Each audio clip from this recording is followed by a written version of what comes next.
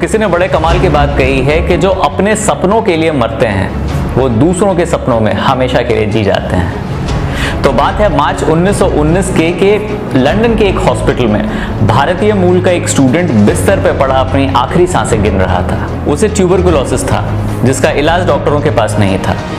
वो बार बार अपने घर जाने की जिद कर रहा था, लेकिन उसके हालात इस काबिल नहीं थे कि उसे लंदन से हिंदुस्तान भेजा जा सके। इस स्टूडेंट का नाम निवास था। जब डॉक्टरों के पास कोई चारा नहीं था तो वो पहुंच के निवास के पास उसे कंसोल करने और उसे इस सच्चाई से रूबरू कराने कि शायद उसे आखिरी सांस परदेश में लेनी पड़े।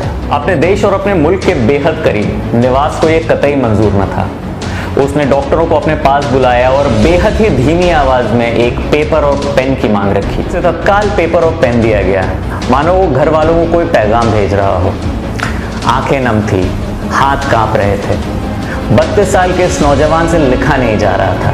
डॉक्टरों को ऐसा लगा कि इस कांपते हाथ से शायद दिल छेद देने वाला एक पैगाम निकल के आए। लेकिन उनके ख्याल के विपरीत उस पेपर पे एक अजीब से मैथमेटिकल फॉर्मूलाज लिखे थे और उस पेपर के आखिरी में एक मशवरा लिखा था कि प्लीज कॉन्टैक्ट ट्रिनिटी कॉलेज। डॉक्टरों को लगा कि निवास सदमे में है और वक्त की गंभीरता को नहीं समझ रहा। बहरहाल डॉक्टरों ने निवास को वहीं छोड़ा और ट्रिनिटी कॉलेज से संपर्क स्थापित किया। निवास ने आंखें बंद करी और अपने बचपन को याद करने लगा। वो एक तूफानी रात थी, जोरों की बारिश हो रही थी, तेज हवा से हिलते हुए पेड़ बेहद ही डरावने लग रहे थे। इसी बीच संस्कृत के एक महाज्ञानी के घर एक बेटे ने जन्म लिया। पिता बहुत खुश हुए, लेकिन बेटे की शक्ल देखने के पहले उन्होंने अपने आचार्य की तरफ रुख किया। दक्षिण भारत यानी साउथ इंडिया में उस वक्त कुंडली को ही जीवन का सत्य माना जाता था। आचार्य बहुत खुश हुए कि शिष्य के घर में एक बेटा हुआ है, लेकिन जैसे ही उन्होंने नजर उसकी कुंडली की तरफ डाली, उनकी त्योरियां चढ़ गईं। बच्चे की किस्मत में अकाल मृत्यु लिखी थी। पिता ने मायूस होकर अपने घर की तरफ रुख किया, लेकिन अचानक ही उनके पांव ठिठक गए और उन्होंने कहा कि अकाल मौत तो आदि शंकरा को भी लिखी थी, लेकिन जो काम उन्होंने अपने जीवन काल में किया वो किसी ने नहीं किया। मेरा बेटा भी आदि शंकरा बनेगा। नाम पड़ा निवास। दूसरे बच्चों को देख के उसे बहुत लालसा होती कि उसका एक छोटा भाई होता।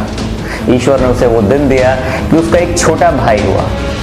उसने सबसे जिद करी कि वो अपने छोटे भाई को सबसे पहले गोद में उठाना चाहता है। उसने उठाया, लेकिन इस नए जन्मे बच्चे ने अपनी आंखें बंद कर ली थी। निवास सहम गया, उसे जोरदार आघात पहुंचा। 5 साल की उम्र में भगवान ने उसे फिर से यह खुशी दी, लेकिन यह भाग्य ही था कि इस बच्चे ने भी निवास के गोद में ही दम तोड़ दिया। यह पीड़ा भीषण थी। फिर उसका दिल कहीं नहीं लगा। उसने अपना पूरा वक्त अपने किताबों के हवाले कर दिया। जब दूसरे बच्चे खेलते ये पढ़ता रहता, जब दूसरे बच्चे पिकनिक मनाते ये पढ़ता रहता, जब दूसरे बच्चे अपने बचपन में खोए रहते ये पढ़ता रहता। अपने उम्र से बड़े बच्चों से ज़्यादा लगाव था, ज़्यादा दोस्ती थी। उसे मैथमेटिक्स से ज़्यादा प्यार था। दिन भर मैथ्स में डूबा रहता। जिंदगी उसकी मैथमेटिक्स में सिमट के रह गई थी। निवास एक होनहार बच्चा निकल रहा था। स्कूल में टीचर्स उसकी मिसाल देते थे। पिता संस्कृत के स्कॉलर जरूर थे, लेकिन पेशे से एक छोटे से क्लर्क थे। माँ एक छोटे से मंदिर में भजन गाया करती। महीने के 15 रुपए घर में आते। निवास के परिवार वालों के पास, निवास के घर वालों के पास इतने पैसे नहीं थे कि वो निवास के हायर एजुकेशन को अफोर्ड कर पाते, लेकिन निवास पैसों का मोहताज नहीं था। 10वीं के रिजल्ट के बाद कई कॉलेजेस ने उसे स्कॉलरशिप ऑफर करी, जिनमें से एक में निवास ने एडमिशन ले लिया। घर वालों को लगा कि बेटा अब सारी परेशानी, सारी दुख दूर करेगा, लेकिन एक दिन मायूस सा निवास घर लौटा।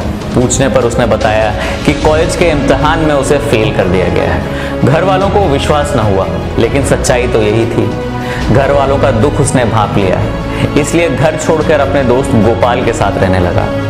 गोपाल ने उसे दोबारा इम्तिहान देने के लिए प्रेरित किया, लेकिन वो दोबारा फेल कर गया। स्कॉलरशिप छीन ली गई, उसे कॉलेज से निकाल दिया गया। हताश और निराश निवास ने खाना छोड़ दिया। जिंदगी का लक्ष्य उसे धूमिल लगने लगा था। निवास पे हताशा हावी हो जाती थी। जब वो 5 साल का था तो गांव में स्मॉल पॉक्स फैला था। 4000 बच्चों में केवल 23 बच्चे बचे थे, जिनमें से एक निवास था।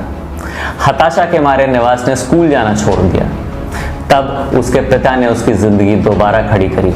वैसे ही निराशा और अपमान के बादलों ने निवास को दोबारा घेरा था और इस बार उसके पिता भी साथ न थे। निवास ये भूल चुका था कि 13 साल की उम्र में उसने मैथमेटिक्स के अपने ही फॉर्मूले बनाए थे। स्कूल की लाइब्रेरी के एक बुक से उसने 5000 थ्योरम्स याद करे थे, जिसके लिए स्कूल की तरफ से उसे के रंगनाथ राव पुरस्कार भी मिला था। अब गोपाल ने उसे सलाह दी कि शायद मैथमेटिक्स ही उसकी आत्मा है और उसे उस पर ही फोकस करना चाहिए। उसने घर बैठे इंडिपेंडेंटली अपनी रिसर्च चालू करी, लेकिन धीरे धीरे पैसे खत्म होने लगे। वो अथाह गरीबी में जिंदगी काटने लगा। खाने को एक दाना तक न था, लेकिन हाथों से किताबें न छूटती। जब गोपाल ने उसकी ये विभत्स हालत देखी तो उसने उसे समझाया कि किताबों से पेट नहीं भरता। निवास ने कई दरवाजे खटखटाए कि कहीं उसे एक छोटी सी नौकरी मिल जाए। कड़ी मेहनत के बाद उसे एक छोटे से क्लर्क की नौकरी मिली। महीने में 15 रुपए मिल जाते। खाली वक्त में बच्चों को ट्यूशन पढ़ाया करता और पूरी रात वो मैथमेटिक्स के रिसर्च में गुजारा करता। निवास की कड़ी मेहनत देख के उसके एक सीनियर ने इसके थ्योरम्स को इंडियन मैथमेटिकल सोसाइटी को भेजा, जहां उसके थ्योरम्स को प्रोफेसर राव ने पढ़ा। प्रोफेसर राव को देख के काफी अचंभा हुआ कि मैथमेटिक्स के one of the most complicated सवालों को भी निवास ने कई तरीकों से बनाया है, जिनमें से कुछ तरीके तो उसके खुद के थे। प्रोफेसर राव को यह मानना मुश्किल हो रहा था कि महज 15 रुपए कमाने वाले एक छोटे से क्लर्क ने ये सारे थ्योरम्स बनाए हैं। तो उन्होंने निवास को फौरन बॉम्बे बुला लिया और जब निवास ने अपने सारे थ्योरम्स को समझाया तो प्रोफेसर राव ने उसे गले से लगा लिया। जब प्रोफेसर ने निवास से पूछा कि तुम्हें क्या चाहिए, तो निवास ने रूंधे गले से कहा कि हुजूर 2 वक्त की रोटी। प्रोफेसर राव की आंखों से आंसू आ गए कि एक नौजवान जिसके पास इतना विलक्षण दिमाग है वो आज इस गर्त में है। प्रोफेसर राव और उनके दोस्तों ने निवास को कई सारे एड दिए और उसके बहुत सारे मैथमेटिकल जर्नल्स भी पब्लिश हुए। प्रोफेसर राव ने उसके जर्नल्स को यूनिवर्सिटी कॉलेज ऑफ लंदन भिजवाया, लेकिन उसकी चिट्ठी वहां से वापस आ गई और कमेंट में लिखा था अभी से बेसिक एजुकेशन की जरूरत है।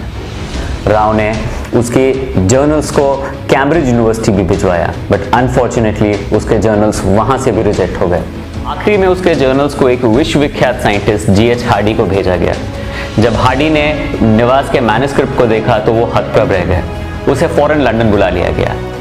जब निवास ने यह सुना तो पहली बार में उसने अपनी धरती छोड़ने से मना कर दिया, लेकिन जब हार्डी ने उससे कहा कि वो एक ऐसा इंसान है जो इस धरती और आकाश के इक्वेशन को बदल सकता है, तो निवास तैयार हो गया। निवास लंदन पहुंच गया और उसने हार्डी के साथ काम करना शुरू किया। एक 31 साल का नौजवान जिसने 10वीं के बाद कभी स्कूल का रुख नहीं किया, उसने प्रोफेसर हार्डी के साथ मिलकर सैकड़ों मैथमेटिक्स के थ्योरम दिए। पहली बार मार्च 1916 में उसे कैम्ब्रिज से पीएचडी की डिग्री मिली। फिर दिसंबर 1917 में उसे लंदन मैथमेटिकल सोसाइटी में शामिल कर लिया गया। फिर मई 1918 में he became the youngest fellow of royal society. London में 5 साल गुजारने के बाद उसकी तबीयत बिगड़ने लगी, जिसका मुख्य कारण था उसका हार्डकोर वेजिटेरियन होना। धीरे धीरे बात बिगड़ते बिगड़ते बात यहाँ तक पहुँच गई कि उसे हॉस्पिटलाइज करना पड़ा और आज वो नौजवान बिस्तर पर लेटे डॉक्टरों से ये सुन रहा था कि वो लाइलाज हो चुका है। बहरहाल निवास की चिट्ठी को डॉक्टरों ने ट्रिनिटी कॉलेज में प्रोफेसर हार्डी को दिखाई। उस मैथमेटिकल फॉर्मूले को डिकोड किया गया तो पता चला निवास ने खुद का इलाज मैथमेटिकल फॉर्मूला के रूप में डॉक्टरों को बताया था। जी हाँ, ये एक हैरान कर देने वाली बात है, लेकिन सच है। निवास का इलाज करके उसे हिंदुस्तान भेजा गया, लेकिन उसके जीने की इच्छा खत्म हो चुकी थी, जैसा कि उसने मान लिया हो कि उसके जीने का मकसद पूरा हो गया हो। 1920 में 32 साल की उम्र में उसने आखिरी सांसें ली और हम सबको आखिरी अलविदा कहा। निवास जिसने विधि के विधान को बदल दिया, निवास जिसने पहली बार अंकों को एक नया मायना दिया, निवास जिसे मौत हमेशा छू के निकल जाती लेकिन उसकी सफलता की भूख कभी नहीं मिटती, निवास जिसने पहली बार दुनिया को हिंदुस्तान के दिमागी शौर्य को दिखाया, निवास जिसे आज दुनिया the great, the legend Srinivasa Ramanujan के नाम से जानती है। जी हाँ, ये वही रामानुजन हैं जिनका ऑपरेशन करते वक्त उन्होंने डॉक्टर को एनेस्थीसिया के लिए मना कर दिया और हाथ में एक मैथमेटिक्स की किताब थाम ली। उसके बाद वो मैथ्स में इस कदर गुम हुए कि उन्हें सर्जरी का पता ही नहीं चला। जी हाँ, ये वही रामानुजन हैं जिनका टेस्ट लेने के लिए प्रोफेसर हार्डी ने दुनिया के सारे रेनाउंड मैथमेटिशियन को बुलाया और एक इम्तहान कंडक्ट कराया, जिसमें ज्यादातर मैथमेटिशियन फेल हो गए और जो पास भी हुए उन्हें 40% से ज्यादा अंक नहीं मिले। उसी इम्तिहान में रामानुजन को 100 में से 100 अंक मिले थे।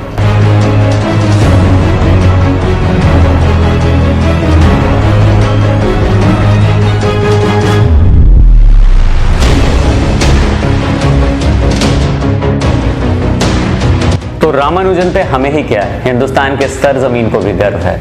तो मैं फिर से कहूंगा कि कुछ ऐसा करो कि कोई ना कर सके, सालों तक क्या, सदियों तक दुनिया आपको याद रखे। तो मैं अगले संडे एक ऐसी ही बुलंद शख्सियत की एक अच्छी कहानी के साथ मैं फिर से हाजिर होऊंगा। तब तक के लिए me Rahul signing off, bye bye.